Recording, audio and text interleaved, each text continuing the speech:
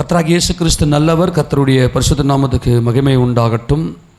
1 ராஜாக்களின் புத்தகம் 10வது அதிகாரம் 13வது வசனத்தை வாசிக்கலாம். 1 ராஜாக்கள் 10வது அதிகாரம் 13வது வசனம். ராஜாவாகிய சாலமோன் தானோ சந்தோஷமாய் சேபாவின் ராஜஸ்திரிக்கு வெகுமதிகள் கொடுத்ததும் அல்லாமல் அவள் ஆசைப்பட்டு கேட்டதும் எல்லாவற்றையும் அவளுக்கு கொடுத்தான். பின்பு அவள் தன் பரிவாரத்தோடு தன் தேசத்திற்கு திரும்பி போனாள். எல்லாம் கவனிங்க, இந்த இடத்துல சாலமோன் ராஜா சேபா தேசத்து ராஜஸ்திரிக்கு, நல்லா கவனிங்க, அவள் மேலே இவர் சந்தோஷமாக இருந்தாராம். நல்லா கவனிங்க, சாலமோன் ராஜா சேபா தேசத்து ராஜஸ்திரி மேலே முதல்ல அவர் சந்தோஷமாக இருந்தார். அந்த ராஜஸ்திரிக்கு அவர் சந்தோஷமாக இருந்ததுனால, இந்த ராஜஸ்திரி மேலே அவர் சந்தோஷமாக இருந்ததுனால அவளுக்கு வெகுமதிகளை கொடுத்தார். அது மாத்திரமில்லாமல் அவள் விருப்பப்பட்டு, அவள் விரும்பி ராஜா கிட்ட என்ன கேட்டாலோ அதையெல்லாம் கொடுத்தார். நான் நினைக்கிறேன், இவள் விரும்பி கேட்டதை விட அவர் விருப்பம் கொண்டு செய்ததுதான் அதிகமாக இருக்கும். ஆமென் சொல்லாமா? அல்லேலூயா. நமது சாலமோன், நமது ஆண்டவராகிய இயேசு கிறிஸ்து நம்மேல் அவர் மனமகிழ்ச்சியாக இருக்கிறார். எத்தனை பேர் விசுவாசிக்கிறீங்க? அல்லேலூயா. உங்களுக்கு அன்பாய் சொல்லுகிறேன், நமது ஆண்டவராகிய இயேசு கிறிஸ்து நம்மேல் அவர் மனமகிழ்ச்சியாக இருக்கிறார். ராஜாவாகிய சாலமோன் தானே சந்தோஷமாய் சேபாவின் ராஜஸ்திரிக்கு வெகுமதிகளை கொடுத்ததும் அல்லாமல் அவள் விருப்பப்பட்டு, அவள் ஆசைப்பட்டது, சேபா தேசத்து அந்த ராஜஸ்திரி ஆசைப்பட்டு கேட்டதையெல்லாம் கொடுத்தாராம். நான் என்ன நினைக்கிறேன்னா, இந்த இடத்துல ஏதோ ஒரு கனெக்ட் இருக்கிறது, ஏதோ ஒரு லிங்க் இருக்கிறது. நான் நினைக்கிறேன், சாலமோன் ராஜாவும் இந்த சேபா தேசத்து ராஜஸ்திரியும் திருமணம் செய்து கொண்ட கணவன் மனைவி என்று. ஆமேனா? இதை குறித்து நான் ஒரு சில குறிப்பேடுகளை பார்த்தேன்.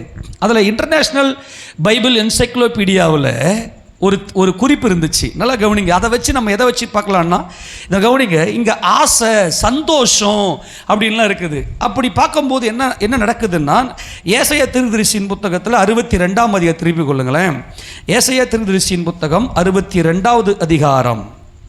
அதில் இந்த சந்தோஷம் யார் மேலே இருக்கும்னா, 5ஆம் வசனத்தை வாசிங்க பார்க்கலாம். வாலிபன் கன்னிகையை விவாகம் பண்ணுவது போல உன் மக்கள் உன்னை விவாகம் பண்ணுவார்கள். மணவாளன் மணவாட்டின் மேல் மகிழ்ச்சியா இருப்பது போல. இப்ப சாலமோன் சேபா தேசத்து ராஜஸ்திரி மேல எப்படி இருந்தாரு? சந்தோஷமாய் மகிழ்ச்சியா இருந்தார். அப்படின்னா என்ன அர்த்தம்? சாலமோன் ராஜாக்கு எத்தனை மனைவிங்க சொல்லுங்க? சாலமோன் ராஜாக்கு எத்தனை மனைவிங்க? 700 மனைவிகள், 300 மறுமனை ஆட்டிகள் அவருக்கு இருந்துச்சு. இப்போ சாலமோன் ராஜா மணவாட்டி ஆகிய இந்த சேபா தேசத்து ராஜஸ்திரிக்கு மகிழ்ச்சியாக இருந்து தன்னுடைய மனைவிக்கு, நல்லா கவனிங்க, மனைவி, இந்த மணவாட்டி என்பது மனைவி, விவாகம் பண்ணுவார்கள் என்று இங்கே கர்த்தர் சொல்லுகிற அந்த வசனத்தில் 5ஆம் வசனத்தில் வாலிபன் கன்னிகையை விவாகம் பண்ணுவது போல உன் மக்கள் உன்னை விவாகம், என்னங்க மேல் வசனம், நீ இனி கைவிடப்பட்டவள் என்னப்படாமலும் உன் தேசம் இனி பாழான தேசம் என்னப்படாமலும் நீ எப்சிபா என்றும் உன் தேசம் பியூலா என்றும் சொல்லப்படும். கர்த்தர் உன்மேல் பிரியமாக இருக்கிறார், உன் தேசம் வாழ்க்கைப்படும். கர்த்தர் உன்மேல் பிரியமாக இருக்கிறார் என்பது எப்சிபா, உன் தேசம் வாழ்க்கைப்படும் என்பது பியூலா. இந்த பிரியம், வாழ்க்கை என்பதில் தான் ரகசியம் அடங்கியிருக்கிறது. உன் மேலே பிரியமாக இருக்கிறார் என்பது தேவ அன்பும், உன் தேசம் வாழ்க்கைப்படும் என்பது தேவனுக்குள் மனித அன்பும் வெளிப்படுத்துவதை நாம் இங்கே பார்க்கிறோம்.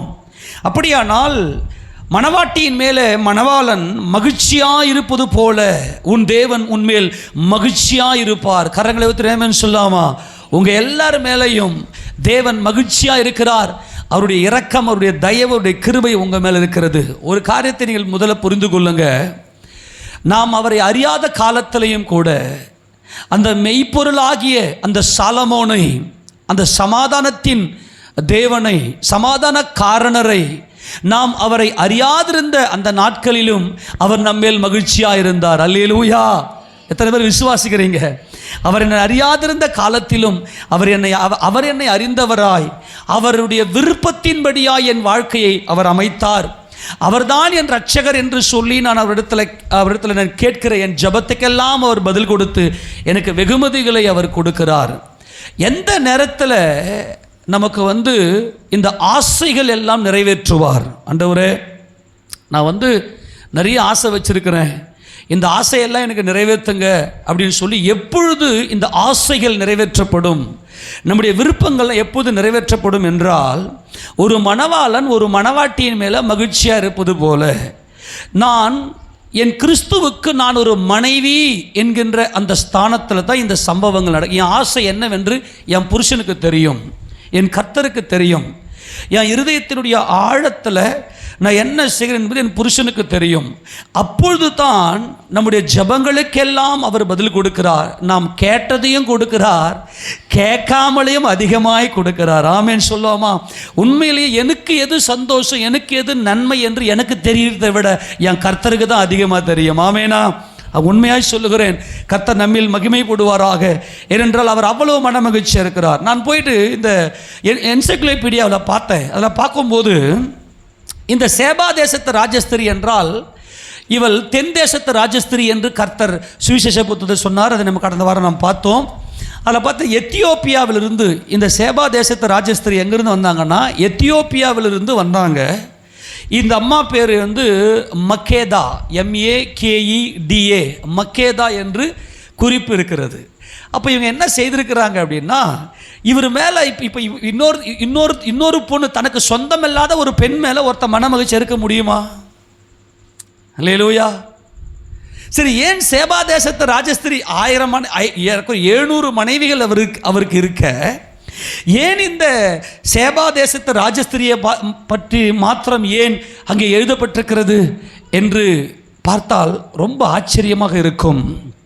இந்த சேபா தேசத்து ராஜஸ்திரி சாலமோனுக்கு மனைவி என்கின்ற அந்த ஸ்தானத்தில் அவர்கள் இருப்பதை நாம் இங்கே பார்க்கிறோம். இந்த மனைவி என்கின்ற ஸ்தானம் என்பது சாதாரணமானதல்ல. ஏன்னா நமக்கு ஒரு சில கால்குலேஷன்லாம் இருக்குது. கெமேட்ரியா நமக்கு ரொம்ப முக்கியம். கெமேட்ரியா எல்லாமே மேத்தமேட்டிக்ஸில் தான் இருக்குது. இதெல்லாம் வச்சு ஒரு சில காரியங்களை நம்ம ஆராய்ந்து பார்க்கும்போது இந்த சேபா தேசத்து ராஜஸ்திரியினுடைய அந்த ஆவிக்குரிய வாழ்க்கை பிரமிக்க செய்கிறது. ஏனென்றால் அவளுக்குள் தேவனை குறித்த ஒரு பிரமிப்பு, தேவனை குறித்த ஒரு தேடுதல், தேவனை குறித்த ஒரு தேடுதல், டெருஷா.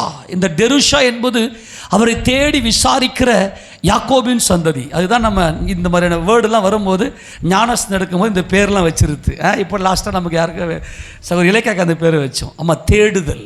தேடுதல் டெருஷா என்றால் கர்த்தரை தேடுகிற அனுபவம். அந்த எபிரிய பதத்துக்கு நல்லா கவனிங்க. கர்த்தருடைய பரிசுத்த நாமம் மகிமைப்படுவதாக. இப்போ மறுபடியும் இப்போ எடுத்து வாசிக்க பார்க்கலாம். 13ஆம் வசனம், 1 ராஜாக்கள் 10:13. ராஜாவாகிய சாலமோன் தானே சந்தோஷமாய். யார் மேல சந்தோஷம்? வசந்துக்கு வாங்க, இப்பதான் வசந்த காட்டணும். ஆமேனா? மணவாளன் மணவாட்டியின் மேல் சந்தோஷம். அல்லேலூயா. ஆமேனா? வாசிமா தொடர்ந்து. சேபாவின் ராஜஸ்திரிக்கு வெகுமதிகளை கொடுத்ததும் அல்லாமல், அவர் வெகுமதி என்பது அவ்வளவு நம்மளாம் கொடுக்கறதெல்லாம் எவ்வளவு சந்தோஷம் இருக்குமோ அவ்வளவுதான் இருக்கும் இல்லையா? கொடுக்கறது எப்படி இருக்கும்னா, யார் மேல யாருக்கு அளவு கடந்த சந்தோஷம் இருக்கிறதோ, மனமகிழ்ச்சி இருக்கிறதோ அவ்வளவாய் கொடுத்தலும் இருக்கும். அப்போ நான் நினைக்கிறேன், இப்போ சாலமோனுக்கு சேபா தேசத்து ராஜஸ்திரியின் மேல் இவ்வளவு சந்தோஷம் இருக்குது என்றால் அவர் கொடுத்த வெகுமதிகள் எவ்வளவாக இருக்கும்? அன்பானவர்களே, நான் அன்பாய் சொல்லுகிறேன், யார் மேலே மனமகிழ்ச்சி இருக்கிறதோ அவர்கள் மேலே தான் என்ன பண்ணுவாங்கன்னா அளவில்லாமல் கொடுப்பார்கள். அந்த அன்பு மிகுதியாக இருக்கும். இப்போது எஸ்தர் ராஜாத்தி போய் என்ன பண்ணுறாங்க, அகாஸ்வர் ராஜாவை அழைத்து அவங்க என்ன பண்ணாங்கன்னா ராஜ வஸ்திரம் தரித்து கொண்டு போய் ராஜசமுதிரம் நின்று அங்கே நிற்கும்போது அப்போது ராஜா கேட்பார், எஸ்தர் ராஜாத்தியே உனக்கு என்ன வேண்டும்? உன் மன்றாட்டு என்ன? ராஜ்யத்தில் பாதியும் நான் உனக்கு தருகிறேன். அப்படி தன்னில் பாதி என்பதுதான் அந்த மன மகிழ்ச்சி. அந்த வசனத்தை வாசிங்க பார்க்கலாம். எஸ்தரின் புத்தகம் 5ஆம் அதிகாரம் 2ஆம் வசனத்தை வாசிங்க பார்க்கலாம். ராஜா ராஜஸ்திரியாகிய எஸ்தர் முற்றத்தில் நிற்கிறதை கண்டபோது அவளுக்கு அவன் கண்களில் தயை கிடைத்தது. சரி, 3ஆம் வசனத்தை வாசிங்க. நேரம் இல்ல, வேகமா வாங்க. ராஜா அவளை நோக்கி எஸ்தர் ராஜாத்தியே, உனக்கு என்ன வேண்டும்? உனக்கு என்ன வேண்டும்? நீ கேட்கிற மன்றாட்டு என்ன? நீ ராஜ்யத்தில் பாதி மட்டும் கேட்டாலும் உனக்கு கொடுக்கப்படும். பாதி என்பது என்னது? மனம் மகிழ்ச்சி. அன்பானவர்களே, நாம் தேவனுக்கு, நம்முடைய கிறிஸ்துவுக்கு மனைவி என்கின்ற ஸ்தானத்தில் தான் இந்த மனமகிழ்ச்சி நம்ம மேல் இருக்கிறது. இன்றைக்கு நாம் தேவ சமூகத்தில் வந்திருக்கிறோம். நாம் மனைவி என்ற ஸ்தானத்தில் கிறிஸ்துவுக்கு இருக்கிறோம். என்ன ஸ்தானத்தில் இருக்கிறோம்? மனைவி என்ற ஸ்தானத்தில் நாம் கிறிஸ்துவுக்கு இருக்கிறோம். அதனால உன் மன்றாட்டு என்ன? நீ ஜெபம் பண்றதுக்கு போய் உட்காரும் போதே, நீ ஜெபிக்கிறதுக்காக நீங்க உட்காரும் போதே உன் மன்றாட்டு என்ன என்று உன்னை விசாரிக்கிற ஒரு நல்ல கர்த்தர் நமக்கு உண்டு. இந்த மனைவி என்பது அர்த்தம் என்ன தெரியுமா? ரூபவதி கன்னிகையாக இருக்கிற கன்னி பெண்களை தேடுங்கள், அவளை உத்தமியாக மாற்ற வேண்டும். உத்தமி என்பதில் மனைவியாக்கப்படுகிறாள். உத்தமி என்பதிலே மனைவியாக்க. கவனிங்க, ரூபவதியும் கன்னிகையுமே தேடுங்கள், அவர்கள் உத்தமியாக நிரூபிக்கப்பட வேண்டும். உத்தமி என்பது நிரூபிக்கப்பட வேண்டியது. இந்த உத்தமி தான் மனைவி என்கின்ற ஸ்தானத்துக்குள்ளே போகிறாள். இந்த மனைவி என்பவள் எங்கே அவள் அந்த ஸ்தானத்தை பெறுகிறாள் என்றால், எப்பொழுது மனமகிழ்ச்சி வரும் என்றால், ஒரு கணவனுக்கு மனைவியின் மேல மனமகிழ்ச்சி என்பது உயர்ந்த ஸ்தானம். மனைவி என்பது உயர்ந்த ஸ்தானம். நல்லா கவனிங்க. ரூபவதியும் கன்னிகையும் இருக்கிற கன்னி பெண்களை தேடுங்கள். அந்த வசனத்தை வாசித்து விட்டு ஒன்று காட்டுறேன், கவனிங்க, வேகமாக எடுங்க. எஸ்தர் 2ஆம் அதிகாரம் 2ஆம் வசனம் வாசிங்க பார்க்கலாம். அப்போது ராஜாவை சேவிக்கிற அவனுடைய ஊழியக்காரர் அவனை நோக்கி ரூபவதிகளாய் இருக்கிற கன்னி பெண்கள், ஆக ரூபவதி கன்னிகை என்கின்ற அந்த ஸ்தானத்திலிருந்து உத்தமி என்கின்ற ஸ்தானத்திலே போகும்போது 2ஆம் அதிகாரம் 17ஆம் வசனத்தை வாசிங்க. ராஜா சகல ஸ்திரீகளை பார்க்கிலும் எஸ்தர் மேல் அன்பு வைத்தான். சகல கன்னிகைகளை பார்க்கிலும் அவளுக்கு அவன் சமூகத்தில் அதிக தயவும் பட்சமும் கிடைத்தது. ஆகையால் அவன் ராஜ கிரீடத்தை அவள் சிரசின் மேல் வைத்து அவளை வஸ்தியின் ஸ்தானத்திலே பட்டத்து ஸ்திரீயாக்கினான். பட்டத்து ஸ்திரீயாக்கினது என்பது உத்தமி. நல்லா கவனிங்க. இப்ப உத்தமி ரூபவதி கன்னிகை இருந்த எஸ்தர், அவள் தலையின் மேல இந்த கிரீடத்தை வைத்து அன்பு வைத்தான். இந்த அன்பு என்பது உத்தமியை மனைவியாக்கி கொள்ளுகிறார். இப்போ இந்த எஸ்தருக்குள்ளே இப்ப மனைவி என்கின்ற ஸ்தானம், மனைவி என்கின்ற அந்த ஒரு ஸ்தானம் வந்து எஸ்தருக்குள்ளே வருகிறது. இந்த மனைவி என்கின்ற ஸ்தானத்துல தான் புருஷனுக்கு மனமகிழ்ச்சி உண்டாகும். ஆமென் சொல்லாமா? நல்லா புரிந்து கொள்ளுங்க. மனைவி என்கின்ற ஸ்தானத்துல தான் புருஷனுக்கு மனமகிழ்ச்சி உண்டாகும். அது எப்பொழுது உண்டாகும் என்றால், இந்த மனைவி என்கின்ற ஸ்தானம் நமக்குள்ளே இருக்கிறது. நல்லா கவனிங்க. நமக்குள்ளவே இந்த மனைவி என்கின்ற ஸ்தானம் எது என்று சொன்னால் கொடுப்பது. அவ்வளோதான். பிறருக்காக வாழ்வது, அதாவது பிறருடைய தேவையை அறிந்து சேவை செய்வது. அவ்வளோதான். என் கணவனுடைய தேவை என்ன? மனைவினா யாரு? என் கணவனுடைய தேவை. எல்லாருமே இந்த உலகத்தில் எல்லாருமே சேவை செய்கிறாங்க. ஆனால் மனைவி என்கின்ற அந்த ஸ்தானம் அடையல. மனைவி என்கின்ற அந்த ஸ்தானம் தேவை அறிந்து சேவை செய்வது. அது நம்முடைய குடும்ப உறவுகளில் அது பலப்படணும். இந்த தேவையை அறிந்து சேவை செய்வதை உதாரணத்துக்கு சொல்கிறேனே, சாப்பாடு செஞ்சுட்டேம்மா, சாப்பாடு செஞ்சுட்டு, நான் சாப்பாடு செஞ்சுட்டேனே, இவருக்கு வந்து கொஞ்சம் காரம் ஒத்துக்காது. ஆனால் அந்த குழம்பு பார்த்தா காரமாக இருக்கும். ஏமா இப்படி பண்ண? நான் என்ன சும்மா உக்காந்துருந்தேன், சாப்பாடு தானே செஞ்சேன், என்கிட்ட இது கேள்வி கேட்குற, வேணா போய் தின்னு. அது மனைவி ஸ்தானம் அல்ல. தேவையை அறிந்து சேவை செய்வதே மனைவி. இந்த மனைவியின் மேலே புருஷன் மனமகிழ்ச்சியாக இருக்கிறார். இந்த மனமகிழ்ச்சியாக இருக்கிற புருஷன் தன் மனைவிக்கு என்ன தேவை என்பதை பரிபூர்ணமாக எடுத்து கொடுக்கிறார். இவள் கேட்பதையும் எடுத்து கொடுக்கிறார். ஆமென் சொல்லாமா? கர்த்தருடைய பரிசுத்த நாமம் மகிமைப்படுவதாக. இப்போ எஸ்தருக்குள்ள உன் மன்றாட்டு என்ன? நீ கேட்பதெல்லாம் நான் உனக்கு தருகிறேன், என் ராஜ்யத்தில் பாதி கேட்டால் நான் உனக்கு தருகிறேன் என்று இங்கே அகாஸ்வரி சொல்லுகிறாரே. இப்போது மனைவி என்கின்ற ஸ்தானத்தில் எஸ்தர் இருக்கிறாங்க. ஏனென்றால் என் புருஷனுடைய தேவை என்ன என்றால், என் மன்றாட்டுக்கு என் ஜீவனும் என்னுடைய வேண்டுதலுக்கு என் ஜீவனும், என் மன்றாட்டுக்கு என் ஜனங்களும். தேவையை அறிந்து சேவை செய்வது, இதுதான் மணவாட்டியினுடைய அபிஷேகம். மனைவி என்பது நம்முடைய இருதயத்துக்குள்ளே இருக்கிற ஒரு உன்னத அனுபவம். நாம் ரூபவதி, கன்னிகை, உத்தமி, மனைவி என்கின்ற ஸ்தானத்தை அடைய வேண்டும். அன்பானவர்களே, மனைவி என்பது என்னவென்று சொன்னால் சேவை செய்வது, தேவை அறிந்து சேவை செய்வது. நானும் செய்கிறதல்ல. இப்போ என் புருஷனுக்கு என்ன தேவை, என் பிள்ளைகளுக்கு என்ன தேவை, என் மனைவிக்கு என்ன தேவை, என் கணவனுக்கு என்ன தேவை என்கின்ற தேவை அறிந்து சேவை செய்கிறோமே, அங்கே தான் புருஷனுடைய மனமகிழ்ச்சி நம்மேல் இருக்கிறது. நமக்குள்ள இந்த மனைவி என்கின்ற ஸ்தானத்தை கொண்டு வர வேண்டும். இதுதான் இந்த சேபா தேசத்து ராஜஸ்திரிக்குள்ள இருந்திருக்கிறது. இது நீங்கள் புரிந்து கொள்வதற்காகத்தான் இதை நான் காண்பித்தேன். ஏனென்றால் இந்த அம்மாவுக்குள்ள ஆத்மபாரம், என் தேவை, என்னுடைய புருஷனுக்கு மனைவி தேவை. ஏன்னா யூதர்கள் எல்லாரையும் கொலை செய்யும்படின சட்டம் என் புருஷனுக்கே தெரியாமல் இருக்கிறது. என் புருஷனுடைய தேவை என் ஜீவன். அல்லேலூயா சொல்லாமா? நீ நிறைய பேர் புருஷன் கூட ஒட்டவே மாட்டாங்க. என் புருஷன் மேல் அன்பாவே இல்லை. எனக்கு என் கர்த்தர் கொடுத்த ஸ்தானத்தில் நான் உறுதியாக நிற்பேன் என்பதை நம்ம உறுதியாக நிற்போமே, ஆனால் எல்லாமே சரியாக அமையும். அப்போ உன் மன்றாட்டு என்ன, உன் வேண்டுதல் என்னன்னு சொல்லி, ராஜ்யத்தில் பாதி என்பது மனமகிழ்ச்சி. அல்லேலூயா. ராஜ்யத்தில் பாதி மட்டும் நான் உனக்கு தருவேன் என்று அகாஸ்வேரு சொல்லுகிறார். நம்முடைய அகாஸ்வேரு நமது ஆண்டவராக இயேசு கிறிஸ்து ராஜ்யத்தில் பாதி மட்டும் கொடுக்கிறார். ஏனென்றால் என் புருஷனுடைய தேவை என்ன என்பதை அறிந்து நான் சேவை செய்கிறேன். நீங்கள் சேவை செய்ய ஆரம்பிச்சிட்டீங்கன்னாவே உங்கள் ஜபங்களுக்கு பதில் உண்டு. உங்கள் மேல் அவ்வளவு மனமகிழ்ச்சியா இருக்கிறார். நீங்கள் எல்லாரும் தேவ ராஜ்யத்தில், இயேசப்பா ராஜ்யத்தில் மனைவி என்கின்ற ஸ்தானத்தில் இருக்கிறீர்கள். நாம் சந்தோஷப்பட்டு கலிகூர்ந்து அவருக்கு துதி செலுத்த கடவோம். ஆட்டுக்குட்டியானவருடைய கல்யாணம் வந்தது, அவருடைய மனைவி தன்னை ஆயத்தம் பண்ணினாள் என்று சொல்ல கேட்டேன். மனைவிதான் சேவை செய்கிறவள். நல்லா கவனிங்க. மனைவி என்பது, மனைவினாக்கா ஏதோ ஒரு புருஷனுக்கு ஒரு மனைவி அதல்ல. மனைவி என்பது நான் சொல்றது ஸ்பிரிச்சுவலி சேவை செய்யக்கூடிய அனுபவம். உனக்கு நன்மை செய்ய திராணி இருந்தும் நீ நன்மை செய்யாமல் போனால் அது உனக்கு பாவம். எது பாவம் நினைக்கிறீங்க? நீ நினைக்கிறதெல்லாம் வேற மாதிரி இருக்கும். பாவம்னா எது? உனக்கு சேவை செய்கிற மனப்பாங்கு உனக்கு இல்லை, உனக்கு சேவை செய்ய முடியல அப்படின்னா நீ மனைவி என்கின்ற அந்த ஸ்தானத்தை நாம் இழக்கிறோம். நம்முடைய சிருஷ்டிகரே நம்முடைய நாயகர். இப்போ நல்லா கவனிங்க, இப்போ நல்லா கவனிக்கணும்.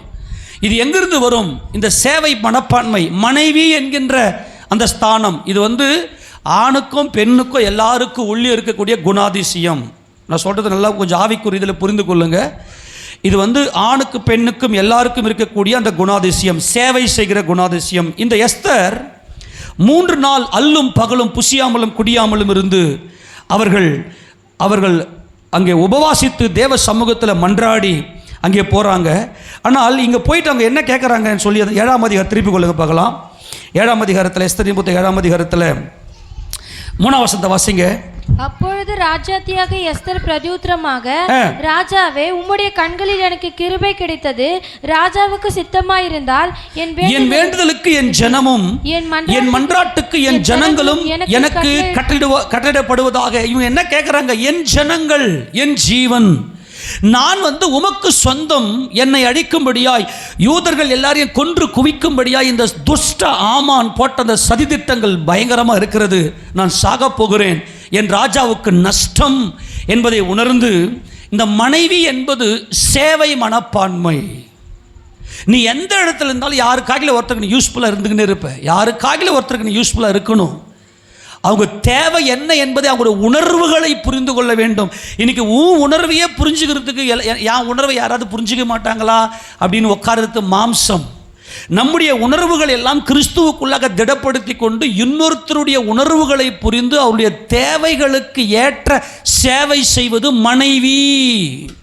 இந்த மனைவி என்பது நம்முடைய இருதயத்துக்குள்ள இருக்கக்கூடிய நம்முடைய சுபாவம், நம்முடைய தெய்வீக சுபாவம் தான் இந்த மனைவி என்கின்ற ஒரு சுபாவம். இதுதான் மணவாளனுக்கு, ஒரு புருஷனுக்கு அந்த மனைவியின் மேலே மனமகிழ்ச்சியை உண்டாக்கும். எத்தனை பேருக்கு இது வரைக்கும் நான் சொன்னது புரிஞ்சது? ஆமேன் சொல்லாமா? நம்ம எல்லாரும் நம்முடைய குடும்பத்துக்காக, நம்முடைய குடும்பங்களை நல்லா இருக்கணும்னு சொல்லி தேவ சமூகத்தில் மன்றாடி கொண்டிருக்கிறோம். நம்முடைய குடும்பத்திற்காக தான் போராடி கொண்டிருக்கிறோம். எல்லாரும் நல்லா இருக்கணும்னு சொல்லி தான் போராடி கொண்டிருக்கிறோம். இதுதான் மனைவி என்கின்ற ஸ்தானம். அதனால தான் கர்த்தர் உங்கள் மேலே மனமகிழ்ச்சியாக இருக்கிறார். ஆமேனா? நல்லா கவனித்துக் கொள்ளுங்க. இப்போ முதலாவது இந்த சேபா தேசத்து ராஜஸ்திரி என்ன கேள்விப்படுறாங்க இந்த சாலமோனை பற்றி? எடுத்து வாசிங்க. 1 ராஜாக்கள் 10ஆம் அதிகாரம் 1வது வசனத்தை வாசிங்க பார்க்கலாம். கர்த்தருடைய நாமத்தை குறித்து சாலமோனுக்கு உண்டாயிருந்த கீர்த்தி சேபாவின் ராஜஸ்திரிக்கு கேள்வியான போது அவள் விடுகதைகளினால் அவனை சோதிக்கிறதுக்காக என்ன கேள்விப்பட்டாங்க இந்த சேபா தேசத்து ராஜஸ்திரி?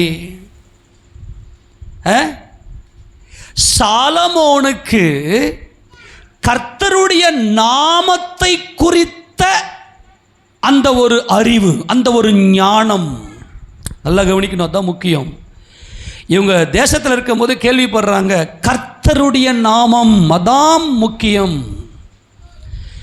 யெகோவா தேவன், யாவே தேவன், தேவனை பற்றின ரகசியத்தை எல்லாம் இந்த சாலமோன் ஒவ்வொன்றிலும் ஓமைகளாக அவர் சுவரில், அதாவது வந்து லீபனோனில் இருக்கக்கூடிய கேதுரு மரங்கள் முதற்கொண்டு சுவரிலே முளைக்கிற ஈசோப்பு புண்டு வரைக்கும் அவர் என்ன செய்கிறார் என்றால் அதில் கிறிஸ்துவை உள்ள வச்சு கர்த்தருடைய மகிமையை உள்ள வச்சு அதில் விளக்கப்படுத்தி கர்த்தருடைய நாமத்தை குறித்த ஞானம் இந்த சாலமோனுக்குள் இருக்கிறது என்கின்ற தேவனை அறிகிற ஞானம் இந்த சேபா தேசத்து ராஜஸ்திரிக்குள்ளே வந்தது. நான் கர்த்தரை அறிய வேண்டும், இந்த சாலமோனை சந்திப்பதற்கு நான் போகிறேன். எதற்காக போகிறேன் என்றால் என் கர்த்தரை நான் அவரில் பார்க்க வேண்டும். ஆமெனா? இந்த அம்மாவுக்கு எப்படி கர்த்தருடைய நாமத்தை குறித்து அந்த அறிவு வந்துச்சு? தேவனுக்கு பயப்படுகிற அந்த பயம் இந்த சேபா தேசத்து ராஜஸ்திரிக்கு வந்தது. இவங்க வந்து என்ன பண்ணுறாங்கன்னா சாலமோன் கிட்ட விடுகதைகளினாலே நிறைய விடுகதையை கேட்குறாங்க. என்ன விடுகதை கேட்குறாங்க? கர்த்தரை பற்றி கேட்குறாங்க. அப்போ கர்த்தர் இது எப்படி விளக்கப்படுத்துவீங்க?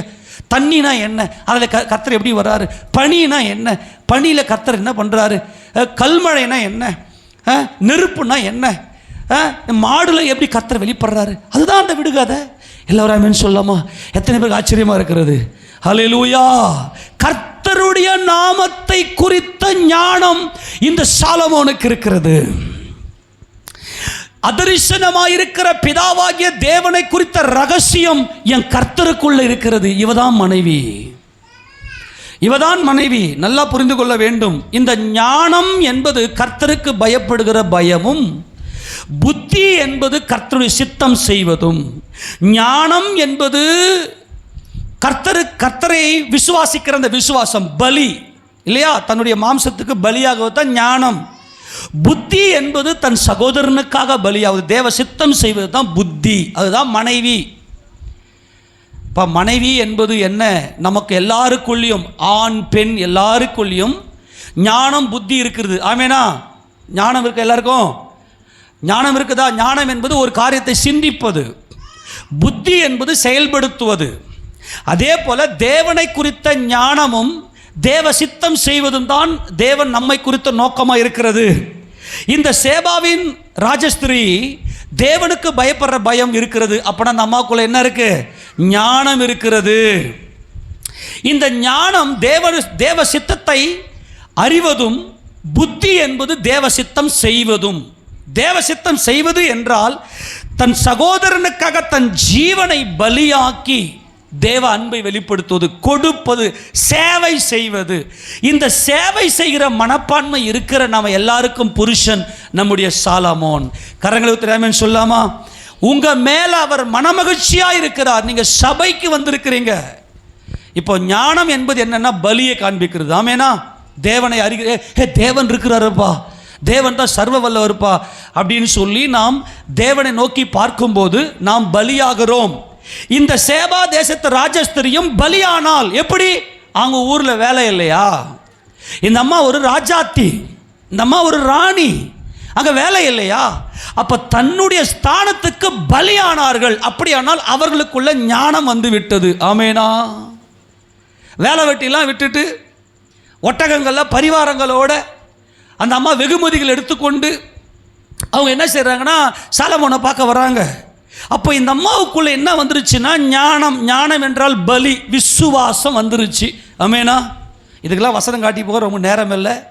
நான் சொல்கிறது புரிந்திருப்புன்னு நினைக்கிறேன். நீங்களும் கூட வெளியே உலகத்தில் இருந்தீங்க. இயேசு தான் தேவனுடைய குமாரன்னு கேட்டதோ உங்களை அங்கிருந்து கிளப்பி சபையில் உட்கார வச்சிச்சு. கரங்கள் திறமைன்னு சொல்லாமா? உங்கள் மேலே கர்த்தர் பிரியமாக இருக்கிறார். அவருடைய விருப்பத்தின்படி நான் உனக்கு இதெல்லாம் கொடுக்க விரும்புகிறேன். திடீர்னு போனஸ், திடீர்னு இன்க்ரிமெண்ட், திடீர்னு வேலை உயர்வு, அதெல்லாம் அவர் உங்கள் மேலே வச்சு கொடுக்குற நேசம். அல்லேலூயா, ஆமேனா? நல்லா கவனிங்க.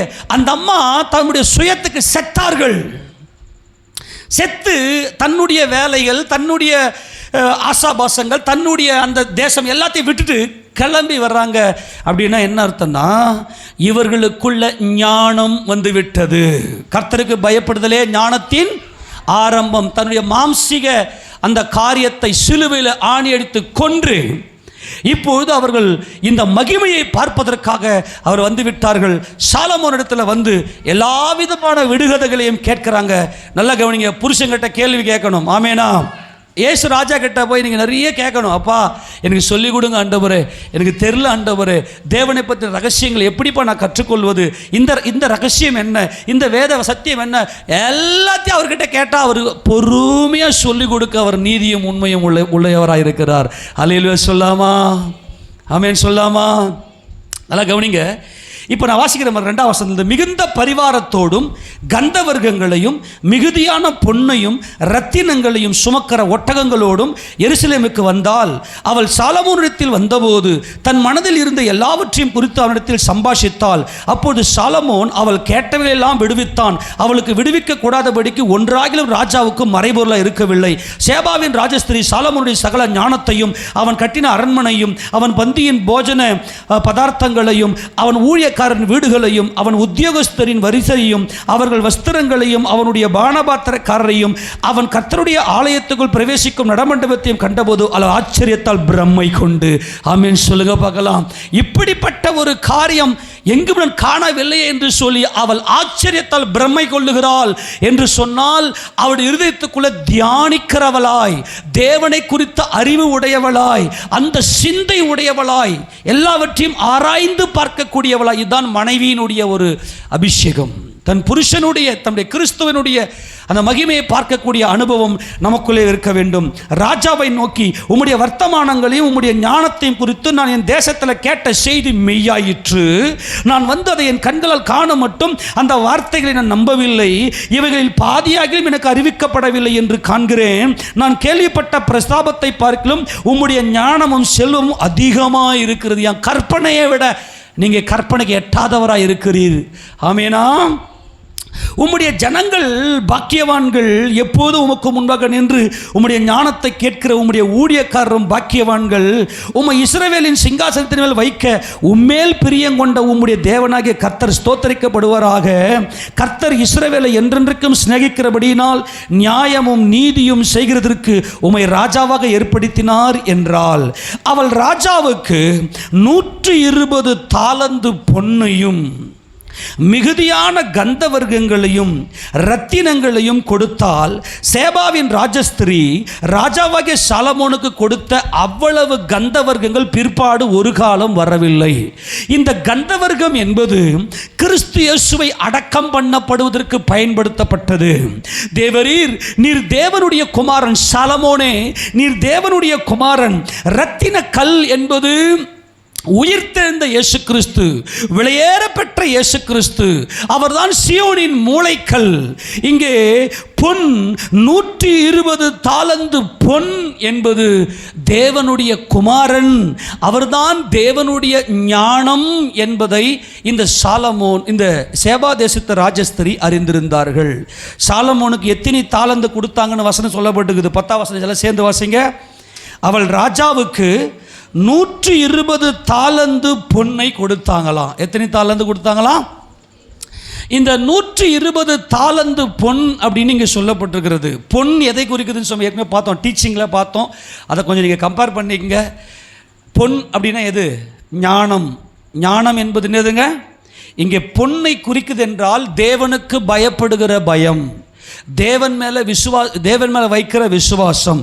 இங்கே 120 தாலந்து என்று சொல்லுவது தேவனுடைய இரக்கத்தின் ஐஸ்வர்யம்.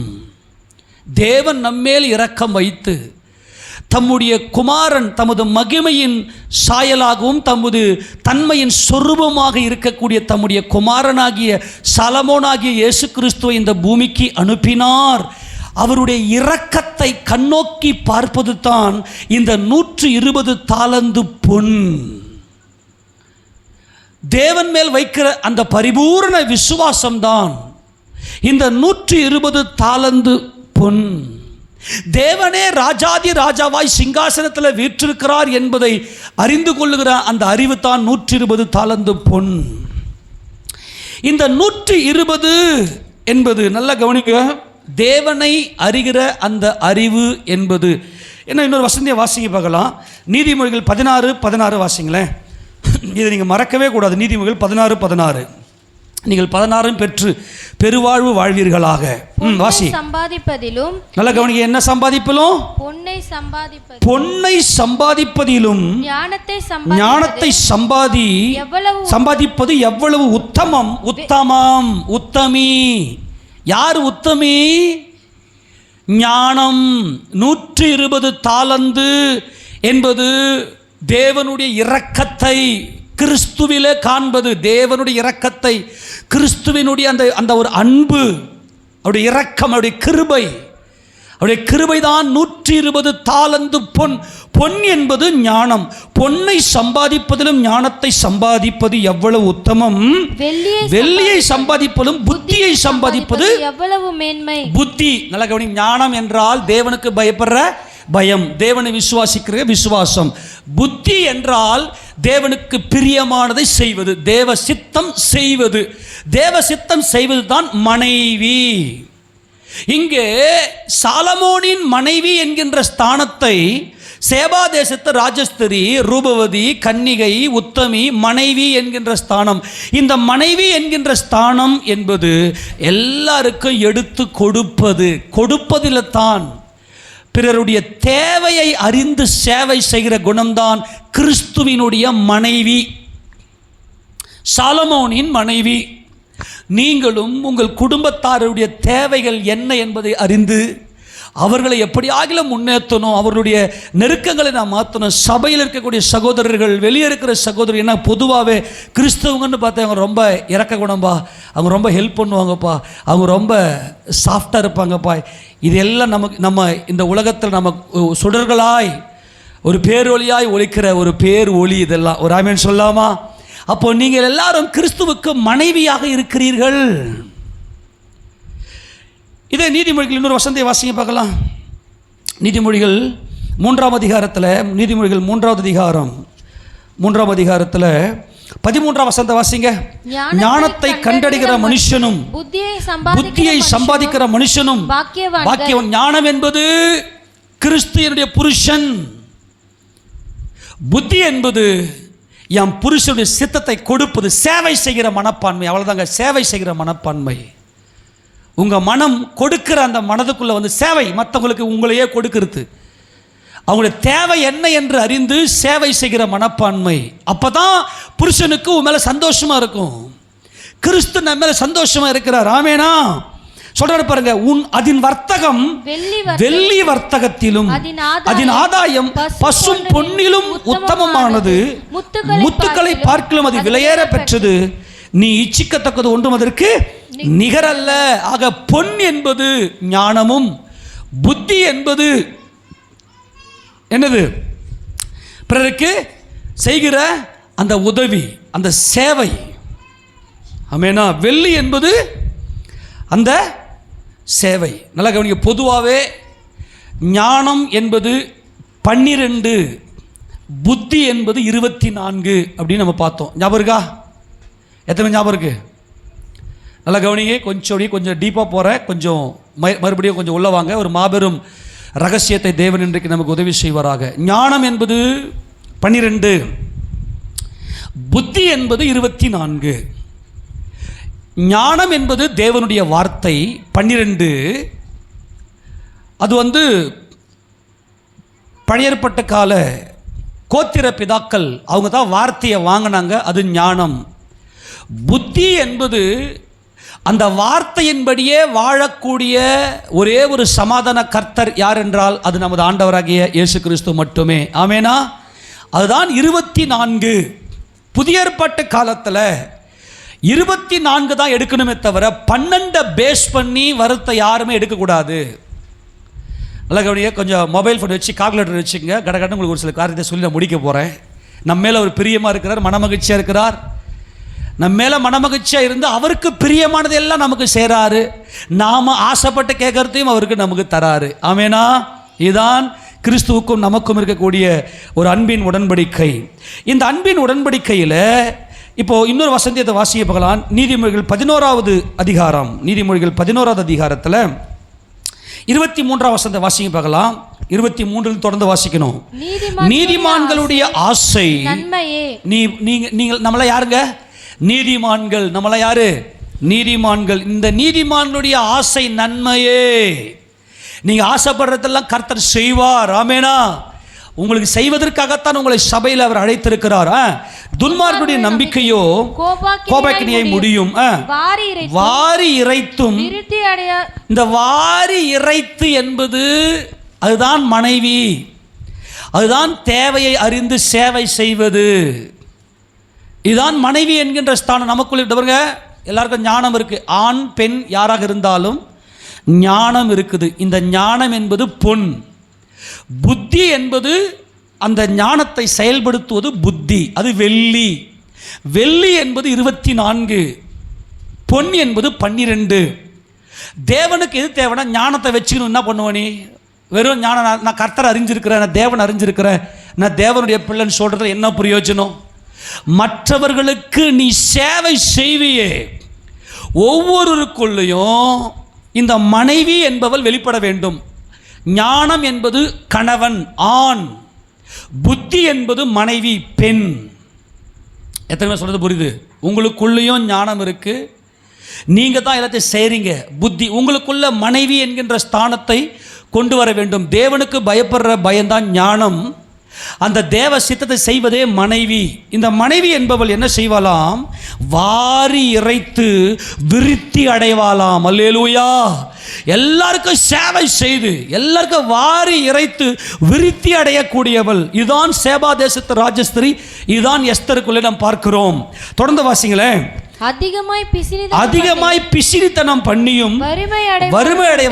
இது பொல்லாத ஆவி, யாருக்குமே கொடுக்காது, எடுக்கிறத மட்டும்தான் பார்க்கும். கொடுக்கிறதுல தாங்க பூர்ணம் இருக்கு, பெண்ணில் தான் பூர்ணம். இந்த பெண்மை என்பது இது இது இது கேரக்டர், உதார குணம். உதார குணம் வாசி. உதார குணம் ஆத்துமா செழிக்கும். நல்லா சொல்லுங்க. உதார குணம் ஆத்துமா செழிக்கும். இதுதான் குணசாலி. இந்த குணசாலி என்பது பெண்மையில் தான் இருக்கிறது. ஏமா ரூத்தே, நீ குணசாலி என்று என் ஊரர் அறிந்திருக்கிறார்கள். ஏனென்றால் நீ உன் மாமியாருக்கு செய்ததை, உன் மாமியாருக்கு செய்ததை நல்லா கவனிங்க. உன் மாமியாருக்கு தேவையை அறிந்து நீ செய்ததை, அந்த செய்தல் என்பது நமக்கு உள்ளே இருக்கக்கூடிய பெண்மை, அது ஆணுக்குள்ளேயும் இருக்கிறது. நான் சொல்றதெல்லாம் புரிஞ்சுக்கணும். இது நல்லா புரிஞ்சு. ஞானம் என்பது பொதுவான ஆண் ஞானம், பெண் ஞானம். புத்தி என்பது அந்த ஞானத்தை செயல்படுத்துவது, அதுதான் மனைவி என்கின்ற அந்த ஸ்தானத்தில். உதார குணம், மற்றவர்களுடைய தேவையை அறிந்து சேவை செய்கிற அனுபவம் தான் இந்த சேபா தேசத்து ராஜஸ்திரிக்கு உண்டு. உதார குணமுள்ள ஆத்துமா என்ன பண்ணும்? செழிக்கும். கரங்களை சொல்லுங்க. இந்த செழிப்பு தான் மணவாட்டியினுடைய அபிஷேகம். கிறிஸ்து நம்ம எதற்காக அழைத்திருக்கிறார் என்றால் நம்மை செழிப்புள்ளவர்களாக. செழிப்பு என்பது என்னுடைய தேவைகளை எல்லாம் நான் பூர்த்தியோடு கூட என் குடும்பத்தை நடத்துவது என்பதுதான் செழிப்பு. நல்லா கவனிக்கணும். உதார குணமுள்ள ஆத்துமா செழிக்கும். எவன் தண்ணீர் பாய்ச்சுகிறானோ அவனுக்கு தண்ணீர் பாய்ச்சப்படும். இதுதான் சத்தியம். இந்த மகிமையைத்தான் கர்த்தர் நமக்கு வெளிப்படுத்தி கொடுக்கிறார். ஹல்லேலூயா! கர்த்தருடைய பரிசுத்த நாமம் மகிமைப்படுவதாக. இப்போ இந்த சேவா தேசத்து ராஜஸ்திரி என்ன செய்கிறாங்கன்னா 120 தாலந்து அந்த பொன்னை கொண்டு வருகிறார்கள் என்றால் அவர்களுக்குள்ள என்ன இருக்குது? தேவனுக்கு பயப்படுற பயமாகிய ஞானம் இருக்கிறது. ஆமேனா? ஞானம் இருக்கிறது. இப்போ அந்த புத்தி அப்படின்னா என்ன அர்த்தம்னா, இவர்கள் செய்கிற அந்த செய்கையின் மூலமாய் தேவன் மகிமைப்பட வேண்டும், தேவ சித்தம் செய்யணும். அதுதான் மனைவி என்கின்ற கேரக்டர் நமக்குள்ள இருக்குது. ஆண்களுக்குள்ளும் பெண்களுக்குள்ளும் ஞானம் புத்தி செயல்பட வேண்டும். ஞானம் என்பது ஆண், பெண் என்பது புத்தி. அந்த பெண் என்பது மனைவி. மனைவி என்பது கொடுக்கிறது தான் மனைவி, இல்லையா? பொதுவாக ஒரு வீட்டுக்குள்ள எல்லா வேலையும் செய்கிறது யாரு? மனைவி தான் செய்வாங்க, இல்லையா? எல்லா வேலையும் மனைவியுடைய கண்ணில் இருக்கும். எல்லாத்தையும் புருஷன் தான் என்ன பண்ணுவார்? திட்டம் போடுவார். புருஷன் திட்டம் போடுவார், இது இப்படி பண்ணணும்னு சொல்லி எல்லா வேலையும் மனைவி தான் அப்படியே கண்ணில் வச்சுக்கின்னு இந்த புருஷனுக்கு அவ்வளவு ஓடி ஓடி ஓடி வேலை செஞ்சு அது கர்த்தர் உள்ளுக்குள்ளேயே பில்டு பண்ணுது. அதற்காக பெண்களுக்கு நான் கர்த்தரை ஸ்தோத்திரிக்கிறேன். அதே போல் சகோதரர்களுக்குள்ளும் பெண்மை வேலை செய்யணும். சகோதரர்களுக்குள்ளேயும் பெண்மை வேலை செய்ய வேண்டும், பெண்மை கிரியை செய்ய வேண்டும். பெண்மை என்பது சேவை செய்வது, சேவை மனப்பான்மை. மற்றவர்களுடைய தேவை, நம்முடைய குடும்பத்தார், நம்முடைய சகோதரர்களுடைய தேவையை அறிந்து சேவை செய்வது, அதன் மூலமாய் தேவன் மகிமைப்படுவது. அதுதான் தேவ சித்தம். நீ சேவை செய்கிற மனம் இருக்குமே ஆனால் நீங்கள் மனைவி. ஆட்டுக்குட்டியானவருக்கு நீங்கள் மனைவி. மனைவினா யாருங்க? பொதுவாக தன் கணவனுக்கு சேவை செஞ்சு தன் கணவனுடைய குடும்பத்துக்கு சேவை செய்கிறது தான் மனைவி. கிறிஸ்துவாகிய தன் கணவனுடைய தேவையை அறிந்து சேவை செய்துதான் ஆட்டுக்குட்டியுடைய மனைவி. ஆட்டுடைய கல்யாணம் வந்தது, அவருடைய மனைவி தன்னை ஆயத்தம் பண்ணி என்று சொல்ல கேட்டேன். இதுதான் ரகசியம். இப்போ இந்த சேபா தேசத்து ராஜஸ்திரியை பாருங்க. இப்போ திருப்பி கொள்ளுங்க பார்க்கலாம். இவங்க என்ன செய்கிறாங்கன்னா 10ஆம் வசனத்தில் 120 தாலந்து பொண்ணு, 10ஆம் அதிகாரம் 10ஆம் வசனம், 1 ராஜாக்கள், 120 தாலந்து பொன்னையும் மிகுதியான கந்தவர்க்கங்களையும் ரத்தினங்களையும் கொடுத்தால் சேபாவின் ராஜஸ்திரி ராஜாவாகிய சாலமோனுக்கு கொடுத்த அவ்வளவு கந்தவர்க்கங்கள் பிற்பாடு ஒரு காலம் வரவில்லை. இப்போ கவனிங்க, ரொம்ப முக்கியமானது 11ஆம் வசனம். ஓப்பீரிலிருந்து பொன்னை கொண்டு வருகிற ஈராமின் கப்பல்களும் ஓப்பீரிலிருந்து மிகுந்த வாசனை மரங்களையும் ரத்தினங்களையும் கொண்டு வந்தது. அந்த வாசனை மரங்களால் ராஜா கர்த்தருடைய ஆலயத்துக்கும் ராஜ அரண்மனைக்கும் 3 கால்களையும் சங்கீதக்காரருக்கு சுரமண்டலங்களையும் தம்புருக்களையும் உண்டாக்கினான். அப்படிப்பட்ட வாசனை மரங்கள் பிற்பாடு வந்ததும் இல்லை, இந்நாள் வரைக்கும் காணப்படவும் இல்லை. ராஜாவாகிய சாலமோன் தானே சந்தோஷமாய் சேபாவின். அப்ப கேப்ல என்ன நடந்திருக்கு? நான் நினைக்கிறேன் ஒரு குறிப்பிட்ட வருஷம் இந்த அம்மா அங்கே இருந்திருக்கிறாங்க, இந்த மக்கேதா. இவங்க எப்படிப்பட்டவளை இருந்திருக்கிறாங்கன்னா, ஓப்பீரிலிருந்து பொன் வந்திருக்கு. ஓப்பீரிலிருந்து பொன் வந்திருக்கு. அடுத்தது மரங்கள், வாசனை மரங்கள் வந்திருக்கு.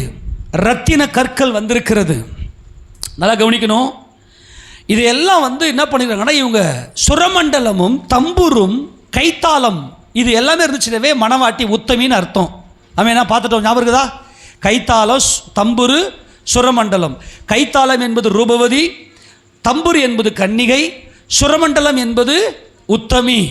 ஆக இவர்கள் சாலமோனுக்கு மனைவியாக ஆக்கப்பட்டு மனைவி என்கின்ற அந்த ஸ்தானத்துக்குள்ள தேவனை எப்படி துதிக்க வேண்டும் என்கின்ற தாவீதுக்குள்ள இருந்த அந்த துதி, சுரமண்டல அந்த ஓசை இந்த சேபா தேசத்து ராஜஸ்திரியை மணவாட்டிக்குள்ள இருந்து தன்னுடைய சகோதரர்களுக்கெல்லாம் தம்முடைய தேவனின் அன்பை வெளிப்படுத்தி காண்பித்திருக்கிறார்கள். அப்போ சாலமோன் ஏன்னா ஒரு 3 வருஷத்துக்கு ஒரு முறை தான் இந்த ஓப்பீரிலிருந்து பொண்ணெல்லாம் கொண்டு வருவாங்க என்பது குறிப்பு. 3 வருஷத்துக்கு ஒரு முறை, இல்லையா? வேதத்தில் இருக்கு, இல்லையா? அப்போ இந்த அம்மா ஒரு 3 வருஷம் இல்லை 4 வருஷம் அங்கே இருந்திருக்கிறாங்க. இவங்க 2 பேருக்கு ஒரு குழந்தையும் பிறந்திருக்கு. அந்த குழந்தை பேருக்கு மெலனிக் என்று பெயர் என்று குறிப்பு இருக்கிறது. அப்போ இந்த அம்மா மாத்திரம் ஏன் வேதத்தில் இடம்பெற்றிருக்கிறாங்கன்னா, இவங்க மட்டும்தான் மனைவி என்கின்ற அந்த ஸ்தானத்தை பெற்றிருக்கிறார்கள். மனைவி என்பது உதாரத்துவமாய் கொடுப்பது, சேவை செய்வது, தன் கணவனுக்கு எப்படிப்பட்ட தொண்டு செய்ய வேண்டும், தன் கணவனின் தேவை அறிந்து, தன் கணவனுடைய அந்த ராஜ்யத்துக்கு என்ன தேவை என்பதை அறிந்து, தன் கணவனின் ராஜ்யத்திற்கு என்ன தேவை என்பதை அறிந்து அவர்கள் சுரமண்டலத்தையும் தம்புரையும் கைத்தாளங்களையும் உண்டாக்கி இருக்கிறார்கள். 92ஆம் சங்கீதம் 2ஆம் வசனத்தை வாசிக்கலாம். 92:2. 10 நரம்பு வீணையினாலும் தம்புருவினாலும் தியானத்தோடு வாசிக்கும் சுரமண்டலத்தினாலும். நல்லா கவனிங்க, சுரமண்டலம் என்பது ஆவியோடும் உண்மையோடும் தேவனை துதிக்கிற துதி.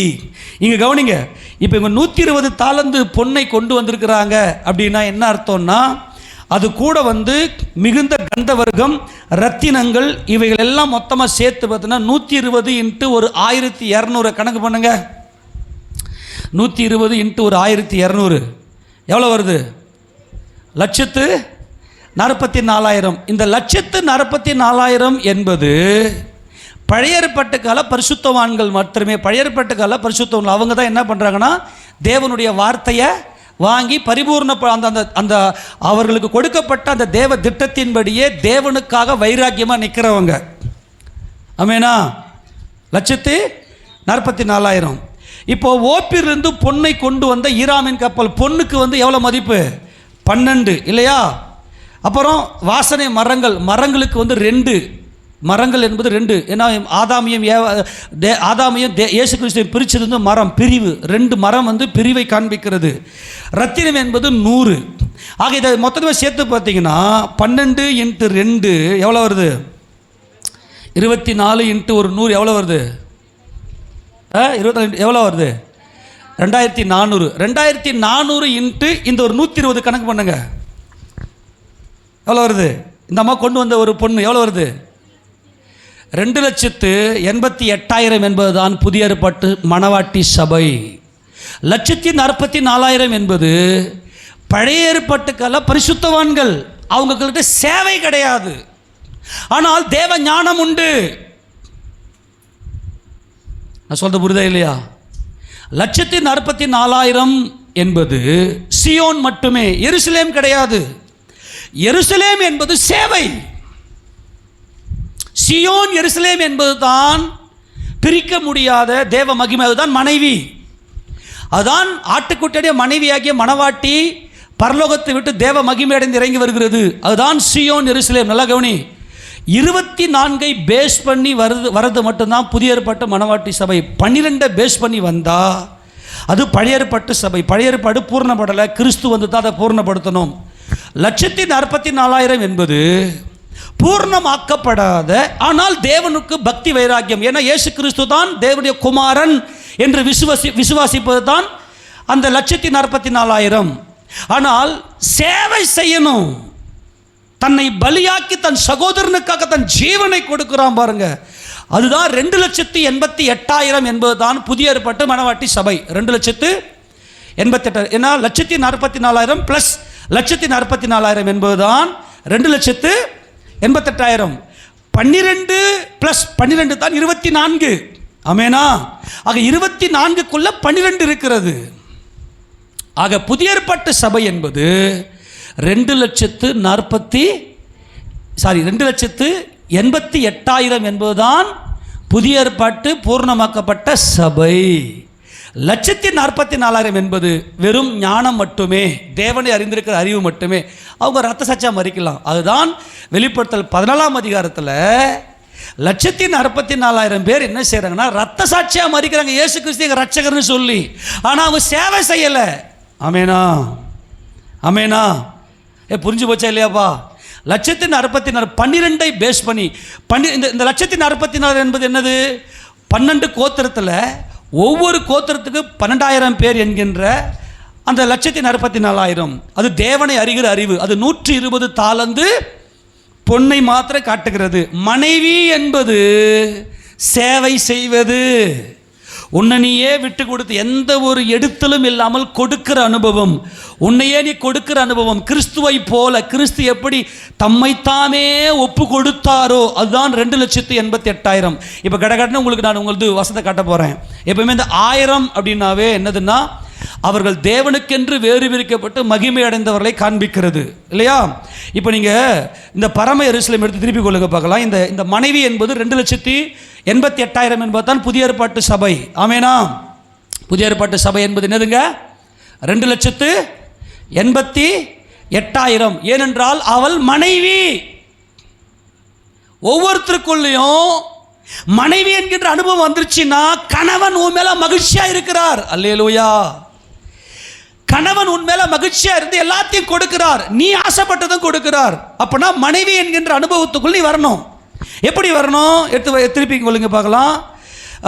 வெளிப்படுத்தல் 21ஆம் அதிகாரத்தில் இப்போ அந்த மனைவி என்கின்ற அந்த சம்பவத்தை பார்க்கலாம். முதல்ல 19 திருப்பி கொள்ளுங்க. வெளிப்படுத்தல் 19 7ஆம் வசனம் வாசி. வேகமாசி. நாம் சந்தோஷப்பட்டு களி கூர்ந்து அவருக்கு துதி செலுத்த கடவோம். ஆட்டுக்குட்டியானவருடைய கல்யாணம் வந்தது. அவருடைய மனைவி அம்மா கவனி, யாரு? மனைவி மேல் தான் புருஷ சந்தோஷமா இருக்கிறாரு. மனைவினா யாருன்னா ரூபவதி, கன்னிகை, உத்தமி.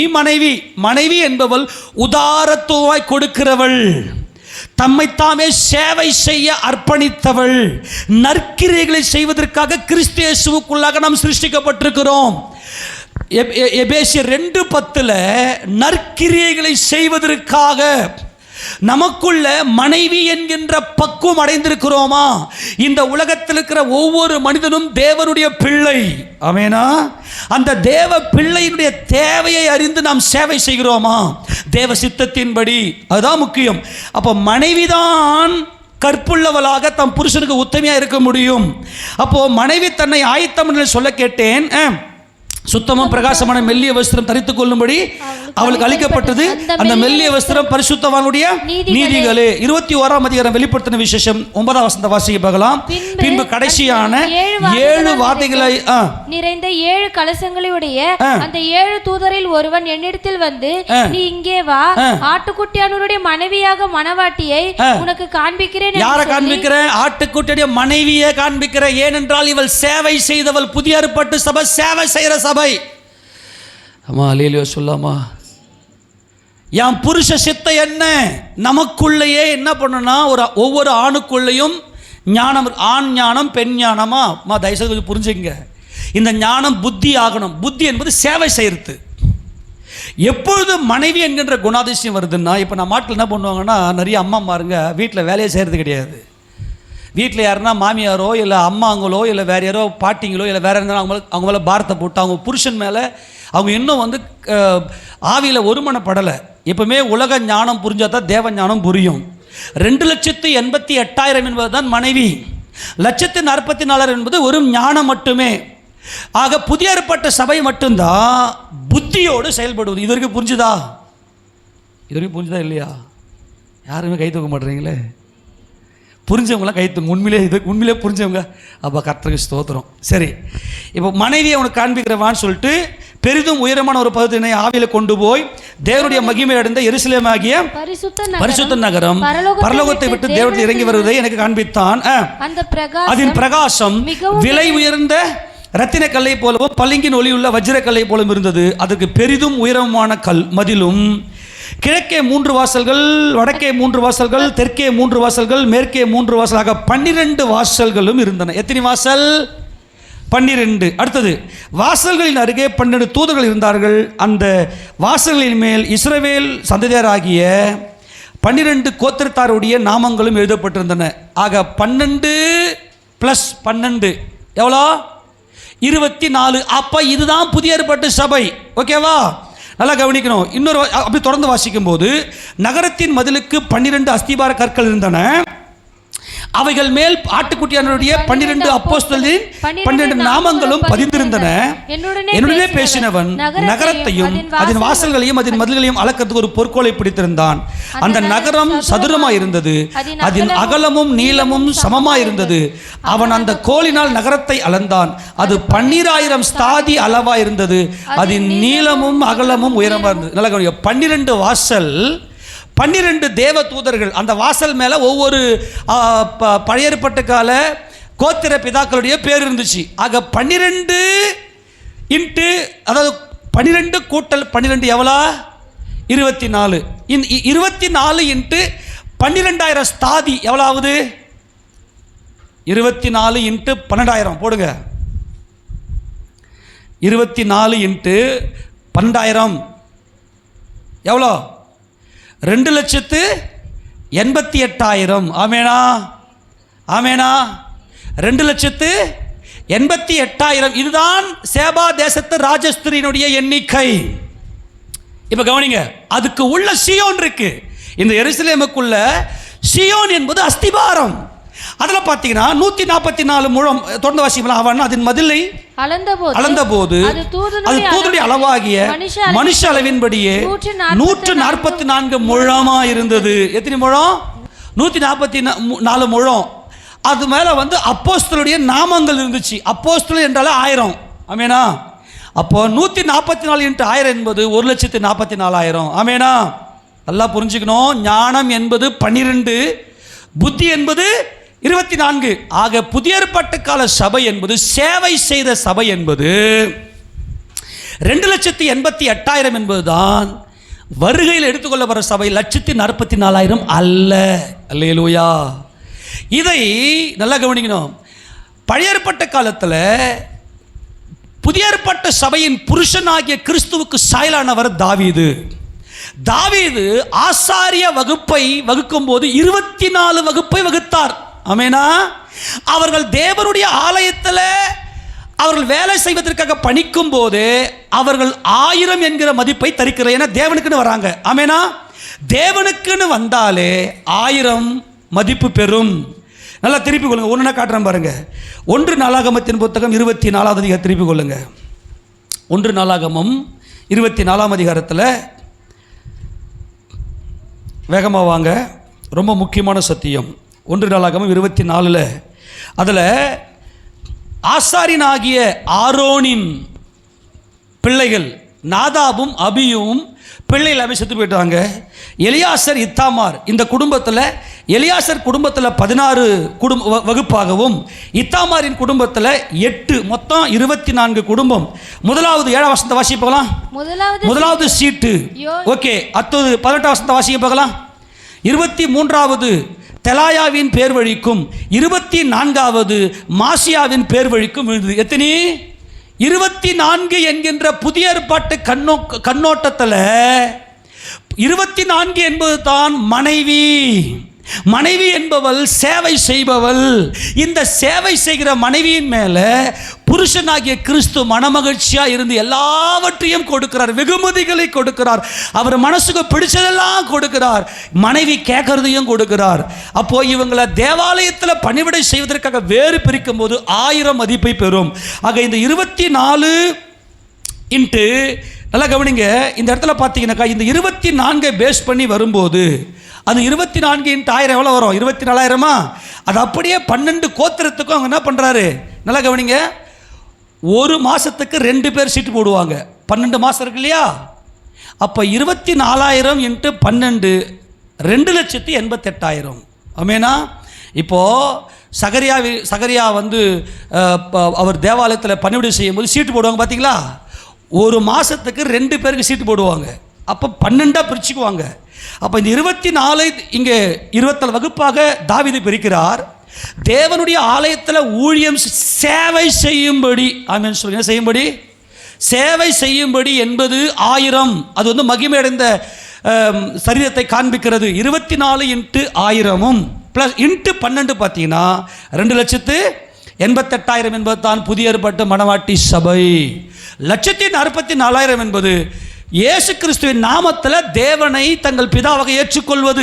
ஞானம் மட்டுமே. புத்தி என்பது 2,88,000. அல்லேலூயா. சரி, அடுத்தது லேவி கோத்திரத்தில் இருக்கக்கூடிய கோகாத், மெராரி, கெர்சோன் புத்திரரை அவர் என்ன செய்கிறார்னா வேறு பிரிக்கிறார். தேவனுடைய ஆலயத்தில் பாடல் பாடி துதிக்கும்படி வேறு பிரிக்கிறார். நமக்கு நேரம் இல்லை. 7ஆம் வசனத்தை வாசிப்பாக்கலாம். 25:7 கர்த்தரை பாடும் பாட்டுகளை கற்றுக்கொண்டு நிபுணரான தங்கள் சகோதரரோடும் கூட அவர்கள் இலக்கத்திற்கு 288 பேரா இருந்தார்கள். எவ்வளோ? 288 × 1000. ஏன் 1000? அவங்க தேவாலயத்துக்குள்ள வராங்க, மகிமை அடைஞ்சிட்டாங்க அப்படின்னு அர்த்தம். ஆமேனா? ஆமேனா? 288 தெளிவாக வருதா? 1,44,000 + 1,44,000 எவ்வளோ வருது? 2,88,000. 8000. அப்போது இந்த 288 இன்ட்டு 1000 போட்டிங்கன்னா தெளிவாக இருக்குது. 24 இன்ட்டு 12 இல்லையா? 24 இன்ட்டு 12 எவ்வளோ? 288. ஆமென். நீங்கள் பார்த்தீங்கன்னா 12 கோத்திரமாக இங்கே என்ன பண்ணுவாங்க, 24 கோத்திரமாக ஒவ்வொரு கோத்திரத்தில் 12 பேரை பிரிப்பார். நல்லா கவனிங்க, வாசிப்பெல்லாம் தொடர்ந்து.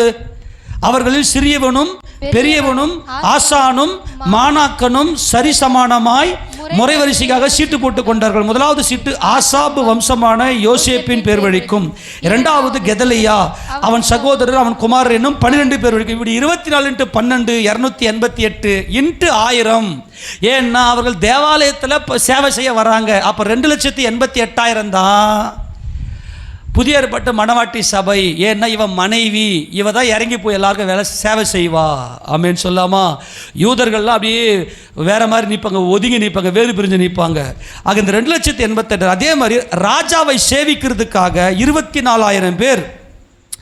நல்லா கவனிங்க, ஒவ்வொரு மாதம் 12 மாதத்தில் ஒவ்வொரு மாதத்துக்கு 24,000 பேர் வந்து ராஜாவை சேவிக்கணும். அப்போ 24,000 இன்ட்டு 12 எவ்வளோ போடுங்க? 27 திருப்பி கொள்ளுங்க. 27 அதிகாரம் தங்கள் இலக்கத்தின் 27 அதிகாரம் 1ஆம் வசனம் வாசிக்கிறோம். 1 நாளாகமம்.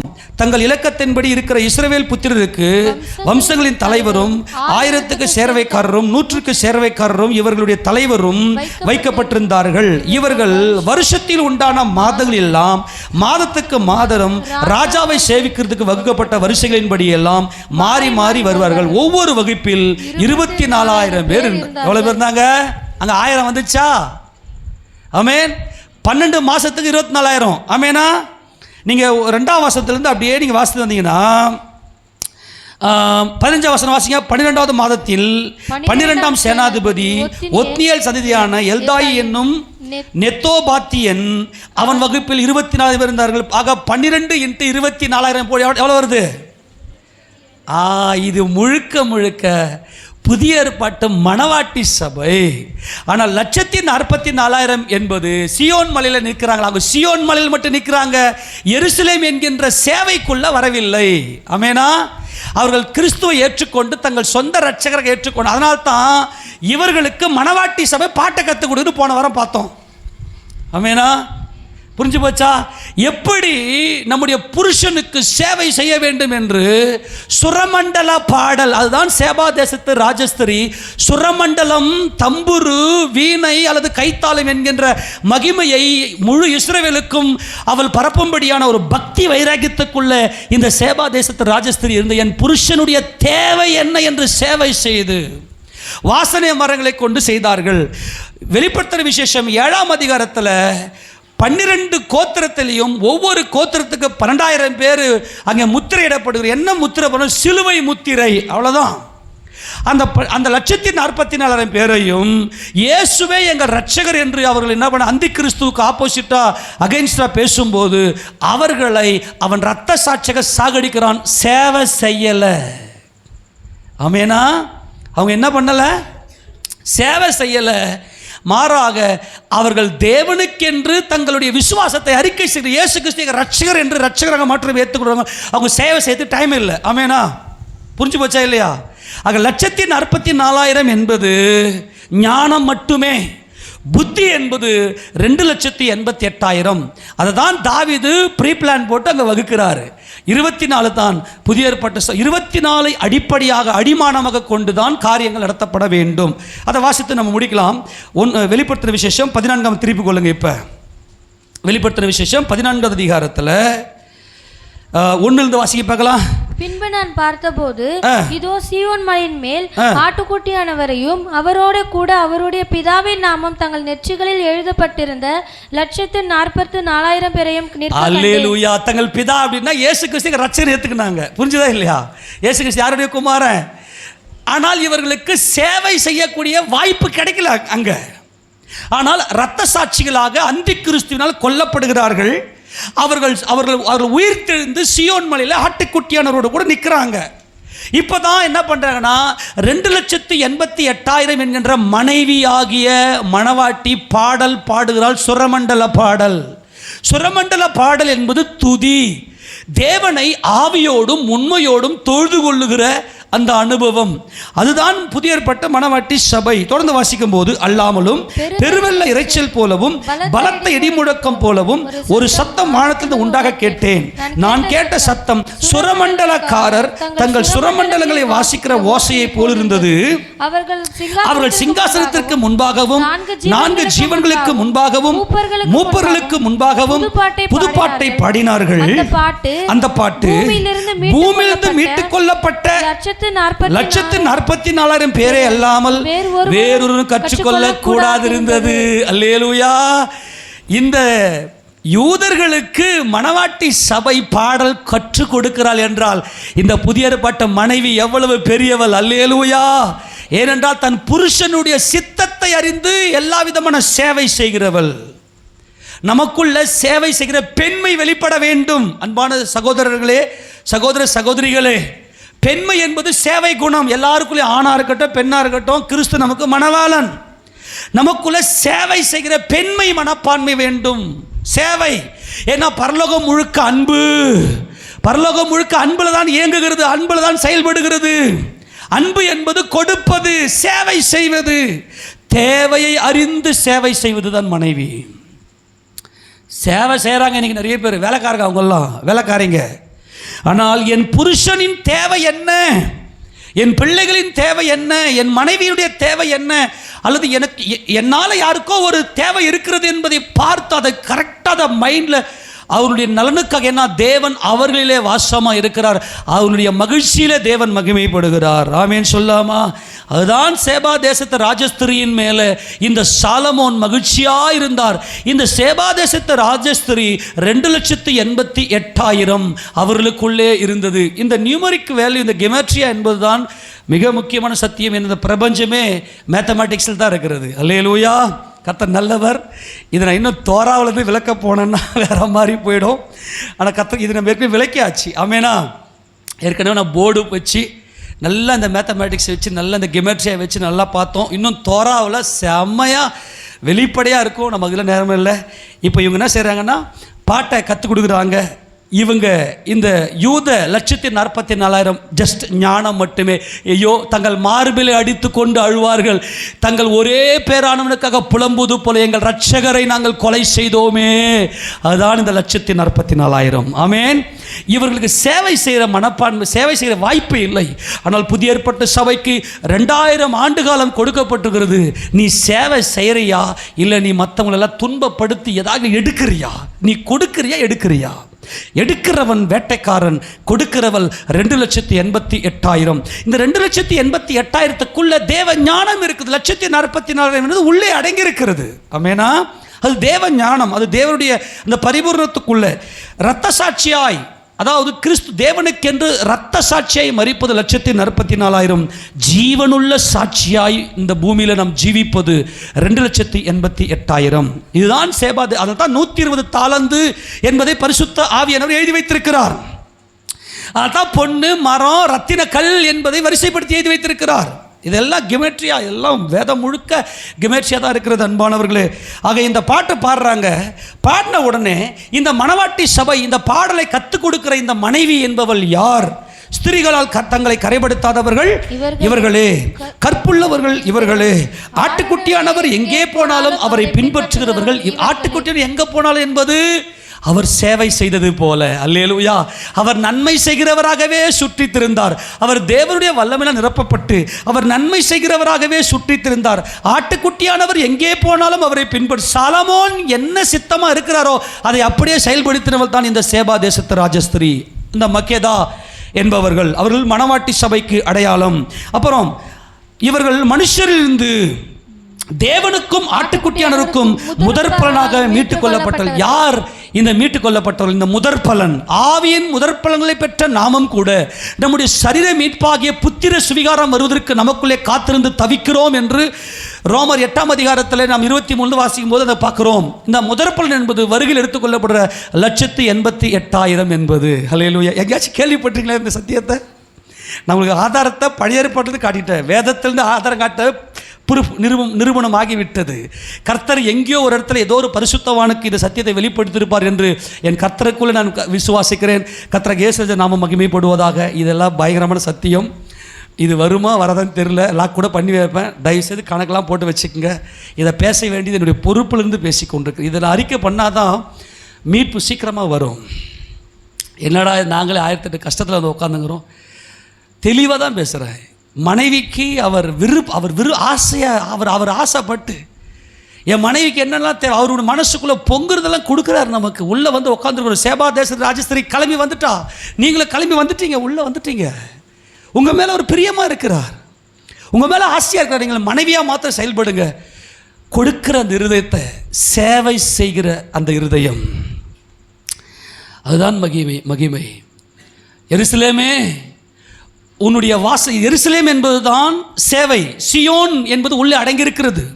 எருசலேம் 122ஆம் சங்கீதம் தாங்க இந்த சியோன் எருசலேமை வேறுபடுத்தி 1:1 காட்டி 2,88,000 1,40,000 வேறு பிரித்து காண்பிக்கிற இடம் அது. நீங்கள் வீட்டில் போய் நல்லா வாசிங்க. இப்போ நம்ம வாசிக்கலாம். தொடர்ந்து வாசிக்கும் போது, இவருடைய வாயில கபடம் காணப்படவில்லை, இவர்கள் தேவனுடைய சிங்காசனத்துக்கு முன்பாக மாசிலர்களாய் இருக்கிறார்கள். வாசிங்க அந்த வசந்தியம். அதே குறை வருது. 122ஆம் சங்கீதம் எடுங்க. 122ஆம் சங்கீதம் 1 வாசிக்கிறேன். தாவீது பாடின ஆரோகண சங்கீதம். கர்த்தருடைய ஆலயத்துக்கு போவோம் வாருங்கள் என்று எனக்கு அவர்கள் சொன்னபோது மகிழ்ச்சி. அந்த ஆலயம் எங்கே இருந்துச்சு? சியோன் மலை மேலே. நல்லா கவனிங்க, இது சியோன். இது 1,44,000. கர்த்தருடைய ஆலயத்துக்கு போவோம் என்பது நாம் எல்லாரும் சேபா தேசத்து ராஜஸ்திரி கர்த்தருடைய ஆலயத்தை பார்க்க வந்துவிட்டால், ஆமேனா, நாம் எல்லாரும் அவருடைய உத்தமி என்பதை நமக்கு விளங்குது. இப்போ மனைவி என்பது எதை காட்டுறாங்க தெரியுமா? மனைவி என்பது இது உத்தமி. சியோன் மலையில் இருக்கிற ஆலயம். அங்கே போய் சொன்னது நான் மகிழ்ச்சியாக இருந்தேன். எருசலேமே இதுதான் 2,88,000 என்பது எருசலேம். எருசலேமே உன் வாசல்களில் என் கால்கள் நிற்கலாயிற்று. எருசலேமின் வாசலில் நிற்கிறேன். எருசலேம் இசைவினைப்பான நகரமா. இசைவினைப்பு, ஒரு மனம், கணவன் மனைவி பிள்ளைகள் தாய் தகப்பன் என்னுடைய சபையார் என்கின்ற இந்த இசைவினைப்பில் தான் மனைவி பரிபூர்ணப்படுகிறாள். சண்டை அல்லம்மா. நகரத்தில் சண்டை இருக்குன்னா ஓடி போயிடுறேன்னு சொல்லி தாவீது சொல்றார். சண்டை அல்ல, இசைவினைப்பு. மனைவி என்பவள் சேவை மனப்பான்மை. பிரதர், உங்களுக்குள்ள ஞானம் இருக்கிறது, புத்தி என்கின்ற மனைவியை வெளிப்படுத்துங்கள், சேவை செய்யுங்கள். உன் சபையாருக்கு, சபையில் ஒரு வேலையா? இப்போ ஞாயிற்றுக்கிழமை தோறும் நம் சபையில் ஐக்கிய விருந்து சாப்பிடுகிறோம். எவ்வளவோ வேலை இருக்குது. நீங்கள் என்ன பண்ணா, ஆராதனை ஆரம்பிக்கிறதுக்கு முன்னாடியே 4 மணி கூட எழுந்து வந்து முடிச்சுட்டு நம்ம ஆராதனை ஆரம்ப ஜபத்தில் தான் உள்ளே இருக்கணுன்ற பிரயாசப்படுங்க. அதுதான் தேவை அறிந்த சேவை. நான் சேவை செய்கிறேன் என்பது எல்லாரும் செய்கிறாங்க. ஆனால் சரியான சேவைக்குள்ளே வர வேண்டும். எருசலேமே இசைவினைப்பு தான் எருசலேம். அதுக்கு உள்ள சியோன் இருக்கிறது. அது 1,44,000. இந்த எருசலேம் என்பது 2,88,000.